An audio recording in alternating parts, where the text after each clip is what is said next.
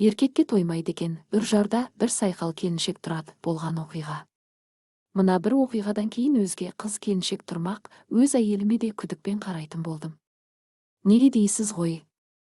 Жағдай былай, жақында жаздың шіліңгірінде Алматыда сасып жата бермейік деп отбасымда алып Алакөлге тартып кеттім.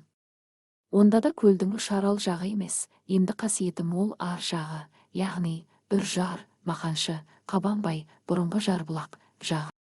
Сайран автобекетінде ол жаққа жүретін автобустарда орын болмаған соң, Барахолқадағы Арлан деген базардан Алакөлге автобус жүреді дегенді естіп, сол жерден отырдық. Сонымен қойшы қатыным, 3 балам улап-шулап арт жақтан тиген орынға отырып, дестік. Мына қойшы, біздің көлге баруымыз басқа әңгіме, автобуста болған мына бір жағдай көңіліме жақпай қалды. Автобус бірден жүріп кетпеді. Жолаушылар жинап біраз тұрып қалды. Жүргінші далаға шығып ауа жұта тұрайын деп автобустың көлеңкесінде тұрғанмын. Айнала қаптаған жұрт бір уақытта үріп ауызға салғандай сұлу бір келіншек пен бір жігіт автобустың жүргізушісімен келіп сөйлесті. Байқап тұрмын, орын сұрап жатқан сияқты. Жүргізуші бар деді. Жігіт жүк салынған сөмкені багажға салды. Келіншек ішке кіріп орнын көріп шықты. Шамасы келіншек жол жүріп бара жатыр. Ал жандағы жігіт шығарып салушы секілді, бір уақытта жүргізуші сыртта тұрғандарды ішке кіруге шақырып, жүреміз деді. Сол-ақ екен, жаңа ғана сөйлесіп тұрған әлгі келіншек пен жігіт құшақтасып сүйсе кетсін. Айналада тұрғандарды елеп жатқан жоқ. Дәл қасында тұрғандықтан ба, сөйлеген сөздері естіліп тұр. Тезірек кел, сағынамын деп қояды жігіт. Ары кетсе бір апта ауылда боламын. Сен звондап масқарамды шығарып жүрме. Өзім реті келген уақытта хабарласып тұрамын деді келіншек. Күйеуімен келіншегі болды ғой деп ойладым да қойдым. Содан не керек, жүріп кеттік. Әлгі келіншекке дәл алдымдағы орындықтан орын тиіпті. Орындық 2 адамдық болғандықтан жанындағы орынға жасы біразға келіп қалған ұзын бойлы бір ер адам жайғасыпты. Артында мен және әйелім. Одан кейін балаларымыз. Сонымен жүріп келеміз. Жол ұзақ. Алматы мен Алакөлдің арасы кем дегенде 1000 шақырым. Талай елді мекен артта қалды. Автобустағы жағдай белгілі ғой. Дәм бұйырып бірге отырып қалған соң, амалсыз жаныңда отырған жолаушымен тіл қатысып сөйлесесің. Танысасың дегендей. Әйелім жол соқты болып шаршады ма, ұйықтап кетті. Менің көзім алдымда отырған әлгі әдемі келіншекте. Ол болса жанындағы ер адаммен әп-сәтте тіл табысып танысып сөйлесіп кеткен секілді. Екеуі әлденені айтып күлісіп қояды. Мына еркектің аузының салымы бар екен деп ішімнен қызғанып қойып отырмын. Дәл алдымда отырған соң, екеуі ара әңгіменің кейбір сөздері естіліп қалады. Ұққаным, келіншек Алматыдағы бір шағын кәсіпорында бухгалтер екен. Отбасы ауылда көрінеді. Шамасы, олар бұдан біраз уақыт бұрын кетіп қалған секілді. Ал келіншек бітпей жатқан жұмыстарын бітіріп, енді шыққан. Әрине, біреудің сөзін аңдып тыңдап отырған ыңғайсыз.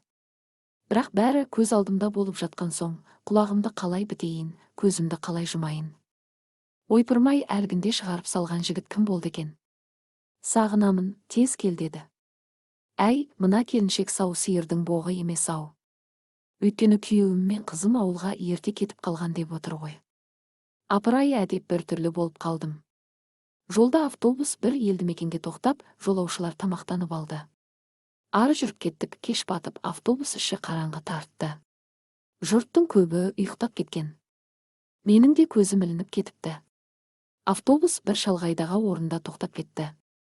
Бірден алдымда отырғандарға қарағанмын, не көрді дейсіздер ғой. Әлгі әдемі келіншекпен жанындағы бөтен еркек жабысып сүйісіп отыр. Өз көзіме өзім сенбедім. Әлгінде ғана жанындағы еркекке күйеуім мен қызым күтіп алады деп отырған сияқты еді. Енді мынаусы несі? Алдымдағы екеу еш қымсынбай ыстық сүйіске батып отыр.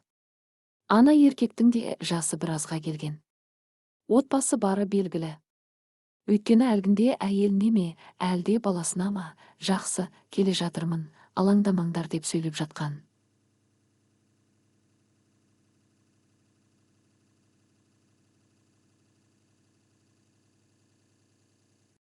Жақсы келе жатырмын дейді.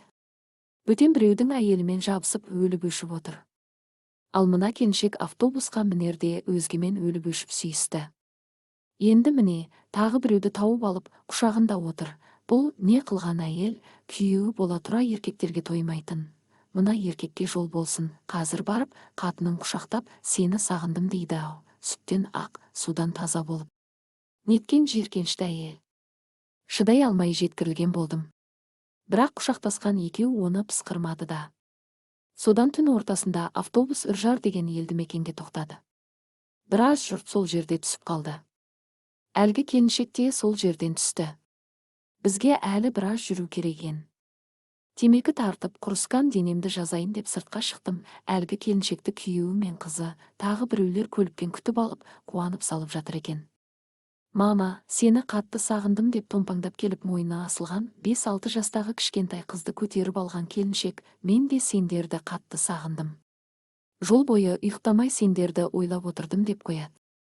Әй сайқал, неге өтірік айтасың? Балаң мен күйеуіңді сағынған жоқсың. Өзге еркекпен сүйісіп отырдың емес пе деп айқай салып, аузынан бір ұрғын келді.